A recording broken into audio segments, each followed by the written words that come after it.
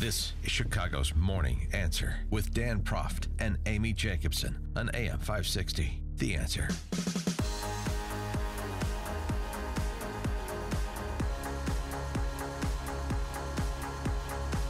Good morning, Dan and Amy. In President Trump's national address on his change of opinion on Afghanistan policy yesterday, in which he expressed support for an escalation of American presence there to kill terrorists, not to nation build. He also made a very transparent overture to last week's controversy over his response to Charlottesville. Yeah, his speech at the beginning did echo a little bit of Charlottesville. He came out and said basically no tolerance for hate. But I was just wondering, when I heard him talk about that and just say, you know, we want a country that's not at war with itself. Did the critics get to him? Did his family? Did everybody get to him? The young men and women we send to fight our wars abroad deserve to return to a country that is not at war with itself at home. We cannot remain a force for peace in the world if we are not at peace with each other. As we send our bravest to defeat our enemies overseas, and we will always win, let us find the courage to heal our divisions within. I mean, was that a moment of contrition? I don't know if I'd go so far as to say contrition, but it's certainly a moment that I think was orchestrated, or a passage that was orchestrated by General Kelly in conjunction with the staff speechwriters to address it without addressing it directly, to address it globally without addressing it specifically, so that people would pick up on it, as we are, and suggest something approximating contrition or recognition, and to try and put that past the administration past, right? And focus on the challenges ahead. For more focus on the challenges ahead and insight on said challenges, we're pleased to be joined by our friend Ed Henry, Chief National Correspondent for Fox News and the author of 42 Faith, the rest of the Jackie Robinson story, as you know, Amy, because you have a signed copy of said book. I do. Hey, Amy, so disappointed you weren't at the ballpark there a couple weeks ago. I know. Well, Dan was representing the show. Yeah, I'm her. But thank you for the book. Well. Yeah, I'm her ambassador. Yeah.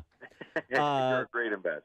Great. It was great to see you, and thank you for the signed copies of the books. I know it's doing very well, Absolutely. And wish you continued success with that. Thank With respect to Trump's address last night, obviously being received very well by the neocons, Graham and McCain and others, do you sense that maybe an ancillary benefit that had to be considered was supporting this escalation is consistent with in placing trust in the generals around him, including his chief of staff, as well as maybe resecuring more support on the Hill for his domestic political agenda?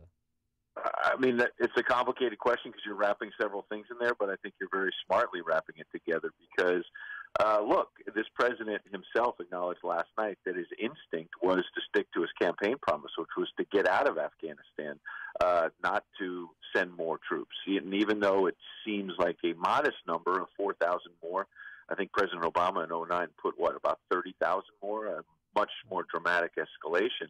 So this president it could be accused of almost a middling escalation because maybe it's not enough. If his instinct was, as he himself said, was to get out and stick to his guns on that, what happened in Charlottesville may have made that political calculation much more difficult because you're right, he was losing support, facing criticism from fellow Republicans. If he had then pulled out of Afghanistan, he may have had, I don't want to say a revolt among Republicans. I don't want to exaggerate it. But I think that he has been facing a very tenuous political situation. So I think that's part of the calculus. On the other hand, I think we have to give him credit for showing leadership and putting aside maybe some of that political calculus because he himself said, look, I wanted to get out. But you get behind that desk in the Oval Office and you realize if we just have a rapid pullout of Afghanistan, like President Obama did in Iraq in 2011, it's just going to be a haven for terrorists all over again. And it's already a difficult situation. Let's not make it worse. So my bottom line is, how many times have we had the critics of President Trump, and there are many, say this guy doesn't learn anything. He can't possibly grow in office. He doesn't know what he's doing. He's stubborn. And I think he showed last night some leadership and said, you know what, I'm going to step up to the plate here. Well, I always question the timing of everything. Do you think the timing was because of the negative publicity from Charlottesville? There's no way of proving that that's when he did it. I mean, it certainly, I think you're right to raise the question that this maybe helps him change the subject from a difficult week last week. And I thought that the way you both handled it a moment ago before I came on was exactly right, which was that, again, he's got critics who, if he did not allude to Charlottesville last night, they would have said, oh, interesting, he never mentioned anything about that. Oh, he doesn't want to talk about that anymore. Then he mentions it, and there are going to be some people saying, well, is that politics? Is he trying to turn the page on last week? So you're kind of darned if you do, darned if you don't. I think using the coming together moment of he's at Fort Myer in Virginia, a military base that, like, a microcosm of the rest of the U.S. military, not just the toughest, best in the world, but the most diverse. And it really does look like a patchwork of America. It seems like it would have been a missed opportunity to not mention that the military goes and fights and defends and protects this nation, regardless of race, creed, or color. And for all of the missed opportunities this president had last week, and I certainly don't let him off the hook about that news conference last Tuesday, which certainly could have been handled a lot better. I think last night he handled it well. And I'm all for presidents changing their mind, and particularly when they do things I disagree with. And then they do something I agree with, like anybody. And Trump explained why he changed his mind, which is all fine. That's acceptable. That nobody knows what it's like to be president until you're president, and so it's not about changing his mind. It's the question of whether he's getting the policy right. Whether this is an instance where changing his mind was good. That's my criticism, not the idea of that he's rethought his position. Can I say one thing on that? Sure. Yeah. Which is that I said this on the air last night. I don't want to leave it unsaid on your air this morning, which is that while I am giving the president credit for leadership and stepping up, as I said, I certainly share skepticism I seem to hear in your voice, Dan, which is that I didn't hear a whole lot of details last night. I heard, and when I went on Twitter last night during the speech and said, look, he gets some high marks, but there's a lot of detail missing here. I kept getting Trump allies saying, you didn't listen. He said two key things. He's going to kill terrorists, and he's not going to nation build. Sure, but that's not a strategy. Right. Those are slogans. Like, of course we're going to kill terrorists. Of course, whether it's a Democratic or Republican president, you want to kill terrorists. Nobody wants to see them thrive. But I think, to be fair and balanced about it, he left out a lot of details. Well, and the other thing is this a moment where Trump decided this is a way for me to be counterintuitive? He likes to do things that are unexpected to play against type.